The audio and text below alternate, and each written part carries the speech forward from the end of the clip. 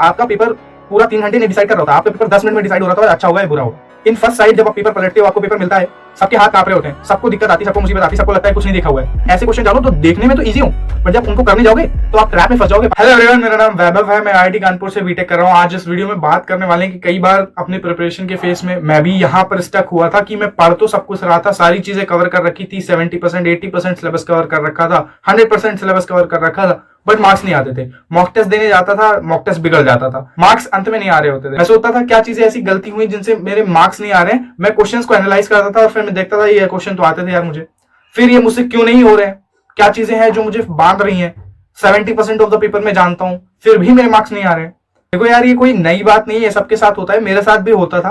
But the thing is that आप उस चीज को समझ जाओ किस वजह से मेरे मार्क्स नहीं आ रहे, उस चीज को सुधार लो, मार्क्स आ जाएंगे। सिंपल है, कुछ चीजें कॉम्प्लिकेट करनी नहीं होती हैं।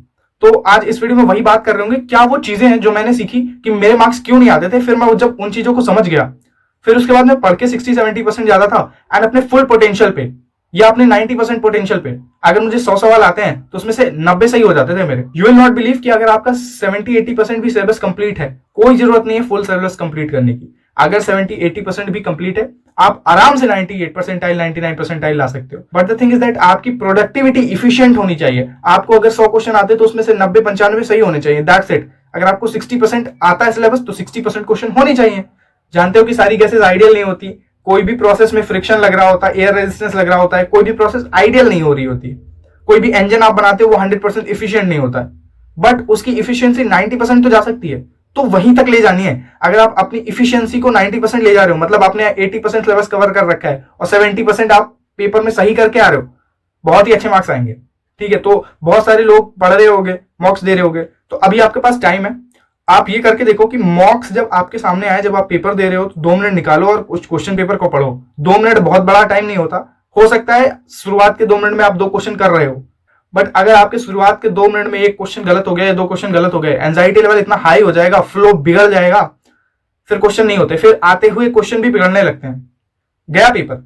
आपका पेपर पूरा 3 घंटे नहीं डिसाइड कर रहा होता, आपका पेपर 10 मिनट में डिसाइड हो रहा था अच्छा होगा या बुरा होगा। इन फर्स्ट साइड जब आप पेपर पलटते हो, आपको पेपर मिलता है, सबके हाथ कांप रहे होते हैं, सबको दिक्कत आती है, सबको मुसीबत आती है, सबको लगता है कुछ नहीं देखा हुआ है, तो रैंडमली मत घुस जाओ उससे भिड़ने।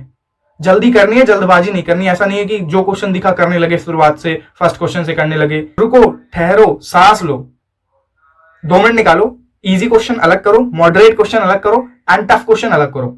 इजी से मेरा मतलब जिनका कॉन्सेप्ट भी आपको आता है, और मुश्किल से वो 10-15 सेकंड, 20 सेकंड, 25 सेकंड, 1 मिनट लेंगे और वो क्वेश्चन हो रहे हैं, वही क्वेश्चन आपको सबसे पहले करने। फिर मॉडरेट क्वेश्चन करने। मॉडरेट मतलब कॉन्सेप्ट आता है बट टाइम टेकिंग है, जैसे वेक्टर 3D का क्वेश्चन है, क्रॉस प्रोडक्ट, डॉट प्रोडक्ट निकालना पड़ेगा। क्रेमर्स रूल का क्वेश्चन है, टाइम लगेगा बट आता है। टफ मतलब कुछ समझ में नहीं आ रहा है, क्या कॉन्सेप्ट लगाना है, कैसे करना है, टॉपिक्स पढ़े हुए हैं बट समझ नहीं आ रहा है, तो टफ को भी साइड रखो, इजी क्वेश्चन करने हैं। अब आप बोलोगे इसमें नया क्या बता दिया, इजी क्वेश्चन करने। यार ये स्ट्रेटजी बहुत ही पुरानी है और ये सही है, but the thing is that इसमें क्या होता है कि आप जब इजी क्वेश्चन करने जाते हो तो द माइंडसेट जो कि पेपर बना रहा है, जो आदमी पेपर बना रहा है, उसका माइंडसेट ये होता है कि जब बच्चा इजी क्वेश्चन कर रहा हो तो आगे या पीछे, ऊपर नीचे 2-3 क्वेश्चंस में ऐसे क्वेश्चन डालो तो देखने में तो इजी हो, बट जब उनको करने जाओगे तो आप ट्रैप में फंस जाओगे, 5-10 मिनट आपका वेस्ट हो रहा होगा। तो आपको एक चीज ध्यान रखनी है, जो आपने सेग्रीगेशन बनाया है उसके अनुसार ही करना है। मतलब इजी कर रहे हो तो इजी ही करने हैं, फिर कहीं नहीं भागना है, इजी करना है।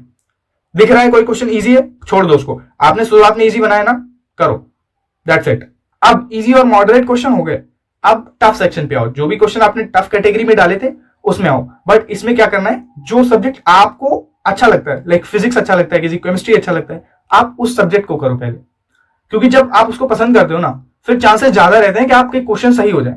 तो आप पहले उसको लगा करो, फिर आप अपने हिसाब से टाइम मैनेज करो कि मेरे पास आधे घंटे हैं, मैं इस क्वेश्चन पे इतना दूंगा, इस क्वेश्चन पे इतना दूंगा। But the thing is that इतना मेरा पोटेंशियल था, मतलब इजी और मॉडरेट, ये एटलीस्ट मेरे से निपट गया।